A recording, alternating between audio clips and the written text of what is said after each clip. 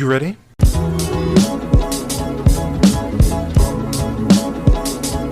You're listening to the Real Pineapple Podcast Network.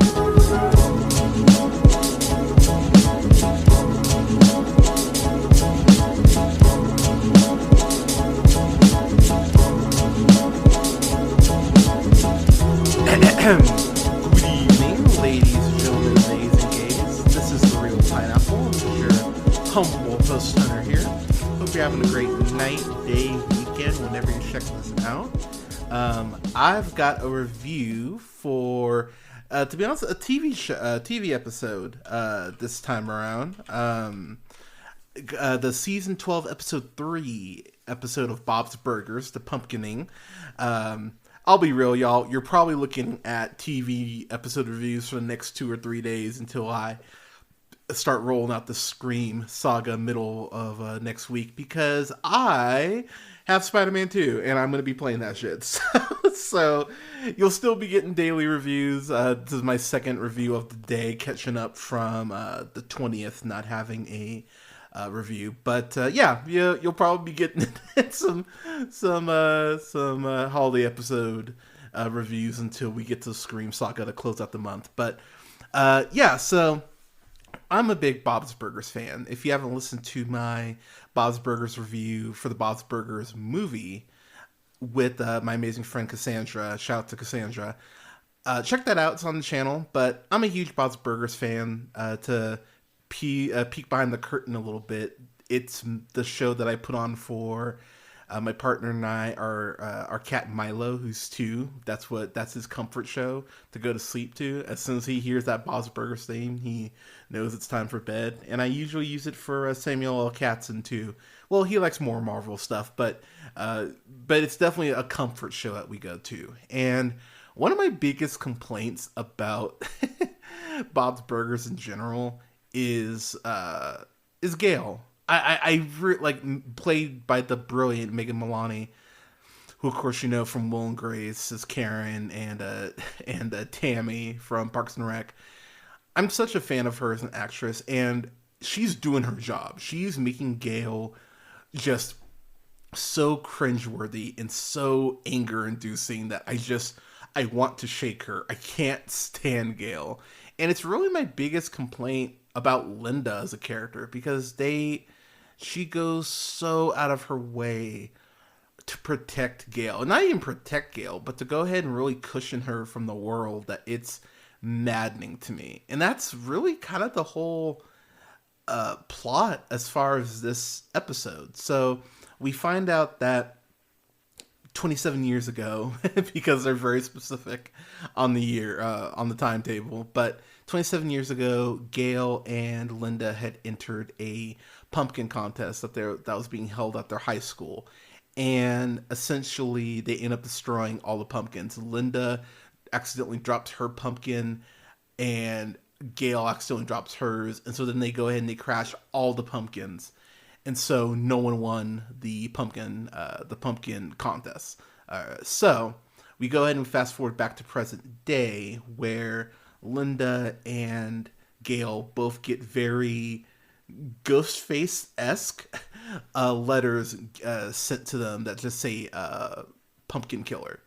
And so they decide to go back to their high school to go ahead and unravel the mystery of what happened. So one thing that Bob's Burgers, when it's at its best, and I really do think that the show is still in an incredible spot.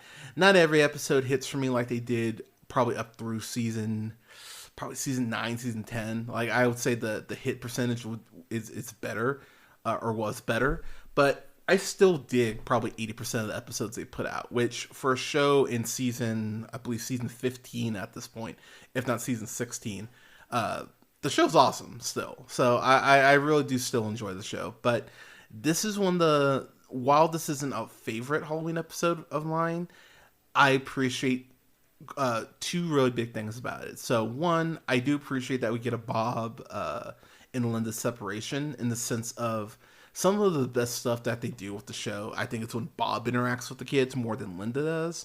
I just prefer the Bob dynamic. And Bob's whole subplot is that trick-or-treaters, kids, keep coming in to the restaurant and asking for candy. And Bob has this very niche, gross candy. It, as a kid says, it tastes like leaves, which was, which is one of the better lines in the episode. And Bob even goes, "Yeah, they intended it to taste like that," which, you know, ew. But but Bob has a very, you know, this very niche. Only I would like this candy. None of the kids like it, and so Bob decides, well, we're becoming that store, because there are kids.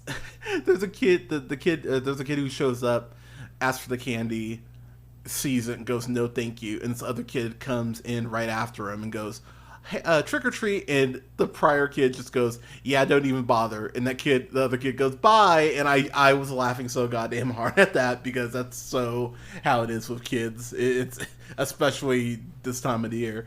So Bob goes, "Well, I don't want to be known as that store, so let me go ahead and get some actual good candy."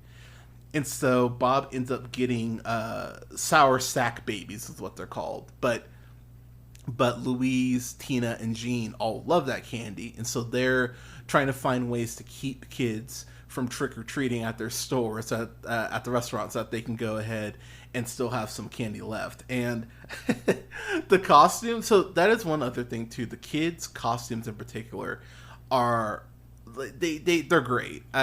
Nothing will ever top Jean being Queen Latifah from her UNITY phase. Like that is one of my that's one of my favorite pop culture references in a show ever, because it's a great reference. Number one, two, Jean didn't do blackface to do it, and three, that comes from such a unique perspective. Like, you have to be a Queen Latifah fan to go ahead and go into her UNITY phase.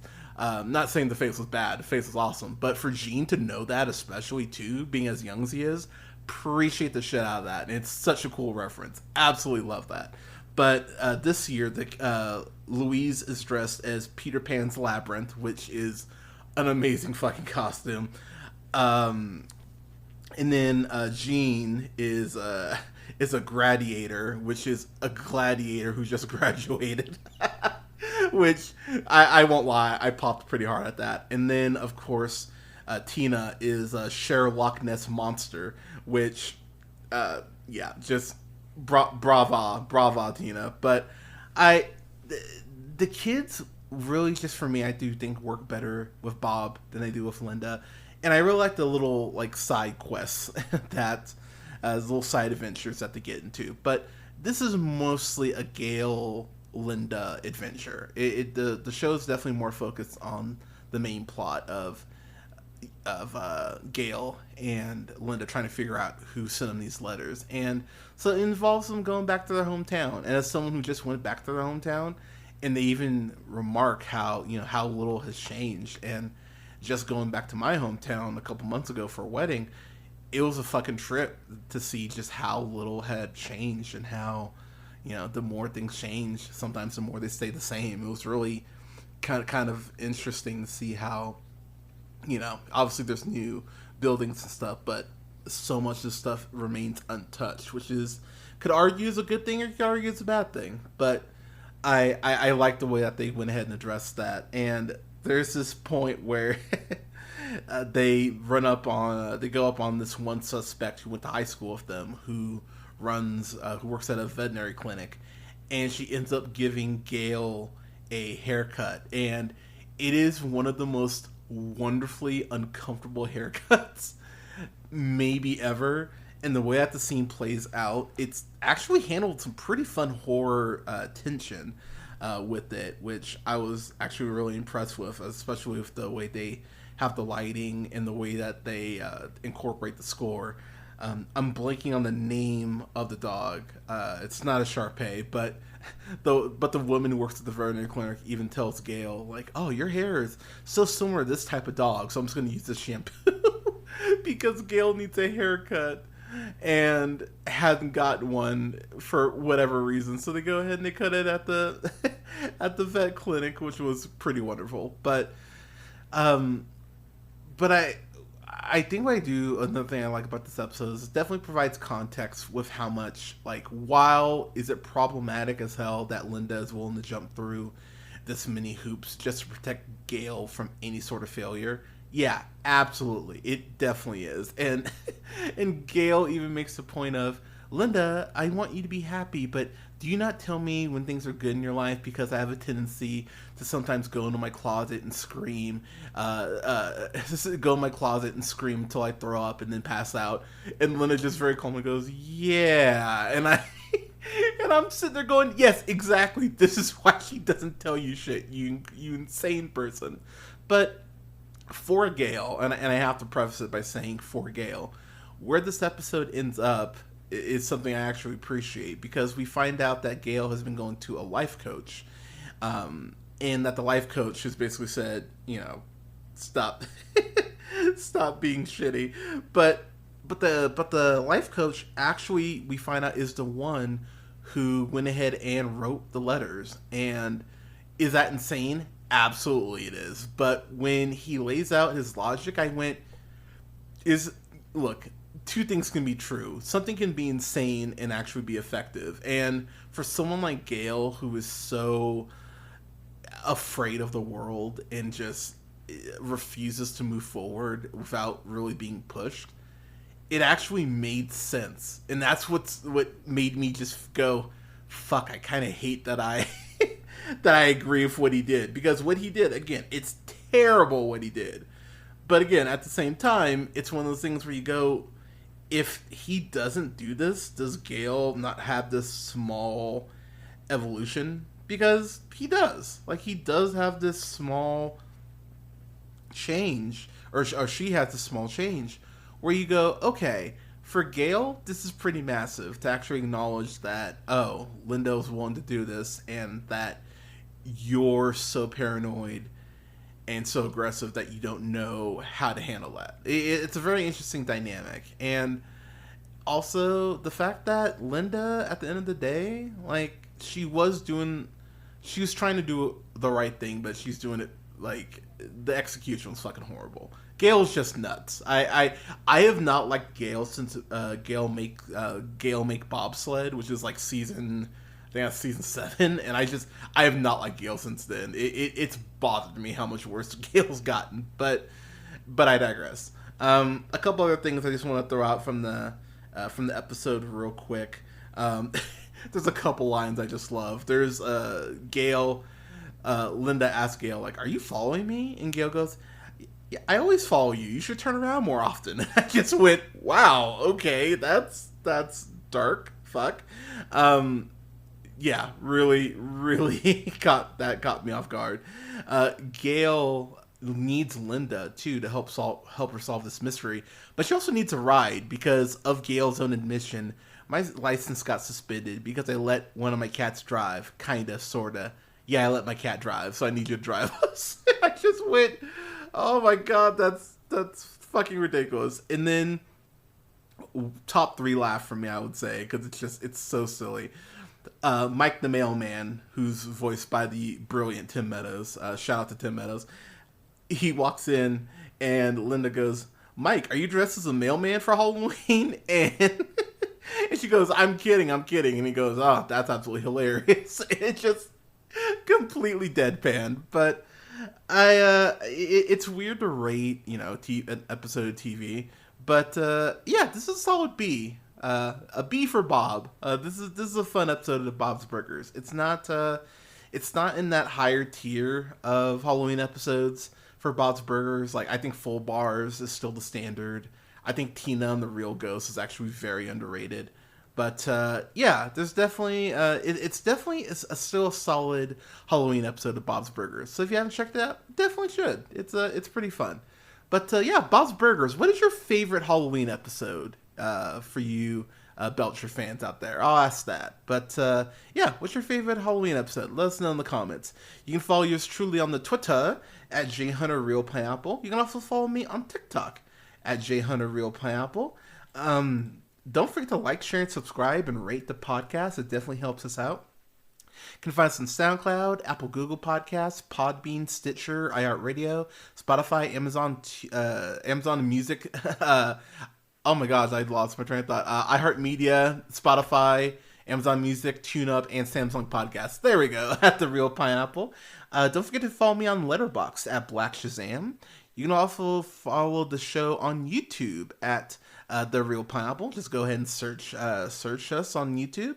You can find me on Blue Sky at realpineapple.bsky.social. And then you can follow me on Twitch at twitch.tv/JHunter Real Pineapple. That again is REEL Pineapple. Don't forget to like the show, like both our pages on Facebook at The Real Pineapple and Real Pineapple Games. And you can find all of our social media links at linktr.ee/JHunter Real Pineapple. Thank you so much for listening. We're going to have reviews come up for some other Halloween stuff, including Freaky, Totally Killer. Gonna have the Scream films reviewed. Those are gonna start